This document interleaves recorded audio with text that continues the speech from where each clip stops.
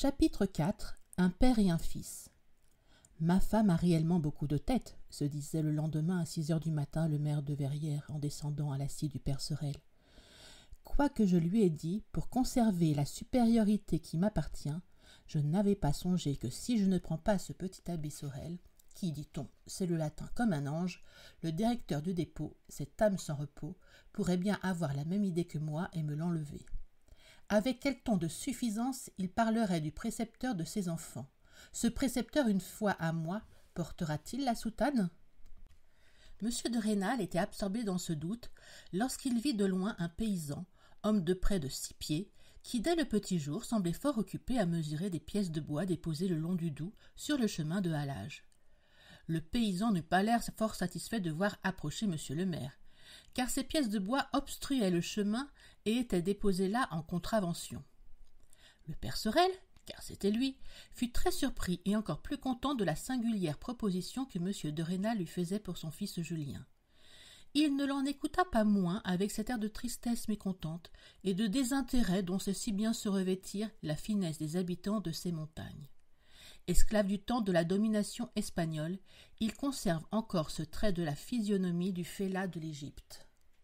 La réponse de Sorel ne fut d'abord que la longue récitation de toutes les formules de respect qu'il savait par cœur. Pendant qu'il répétait ces vaines paroles, avec un sourire gauche qui augmentait l'air de fausseté et presque de friponnerie naturelle à sa physionomie, l'esprit actif du vieux paysan cherchait à découvrir quelle raison pouvait porter un homme aussi considérable à prendre chez lui son vaurien de fils. Il était fort mécontent de Julien, et c'était pour lui que monsieur de Rênal lui offrait le gage inespéré de 300 francs par an, avec la nourriture et même l'habillement. Cette dernière prétention que le père Sorel avait eu le génie de mettre en avant subitement avait été accordée de même par monsieur de Rênal. Cette demande frappa le maire. Puisque Sorel n'est pas ravi et comblé de ma proposition, comme naturellement il devrait l'être, il est clair, se dit-il, qu'on lui a fait des offres d'un autre côté. Et de qui peuvent-elles venir, si ce n'est du Valenod ? Ce fut en vain que monsieur de Rênal pressa Sorel de conclure sur le champ. L'astuce du vieux paysan s'y refusa opiniâtrement. Il voulait, disait-il, consulter son fils, comme si, en province, un père riche consultait un fils qui n'a rien autrement que pour la forme. Une scie à eau se compose d'un hangar au bord d'un ruisseau. Le toit est soutenu par une charpente qui porte sur 4 gros piliers en bois. À 8 ou 10 pieds d'élévation, au milieu du hangar, on voit une scie qui monte et descend, tandis qu'un mécanisme fort simple pousse contre cette scie une pièce de bois. C'est une roue mise en mouvement par le ruisseau qui fait aller ce double mécanisme.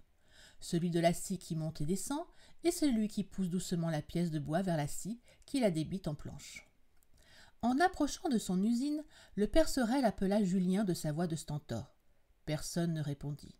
Il ne vit que ses fils aînés, espèces de géants qui, armés de lourdes haches, écarissaient les troncs de sapin qu'ils allaient porter à la scie. Tout occupés à suivre exactement la marque noire tracée sur la pièce de bois, chaque coup de leur hache en séparait des copeaux énormes. Ils n'entendirent pas la voix de leur père. Celui-ci se dirigea vers le hangar. En y entrant, il chercha vainement Julien à la place qu'il aurait dû occuper à côté de la scie.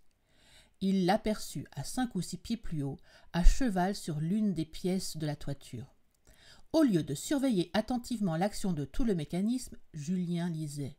Rien n'était plus antipathique au vieux Sorel.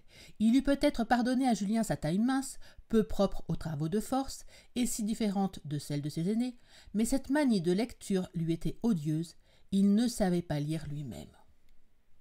Ce fut en vain qu'il appela Julien 2 ou 3 fois. L'attention que le jeune homme donnait à son livre, bien plus que le bruit de la scie, l'empêcha d'entendre la terrible voix de son père.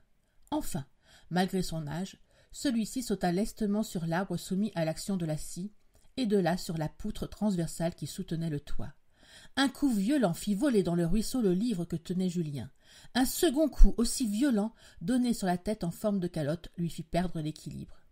Il allait tomber à 12 ou 15 pieds plus bas, au milieu des leviers de la machine en action, qui l'eussent brisé, mais son père le retint de la main gauche, comme il tombait. « Eh bien, paresseux, tu liras donc toujours tes maudits livres, pendant que tu es de garde à la scie ?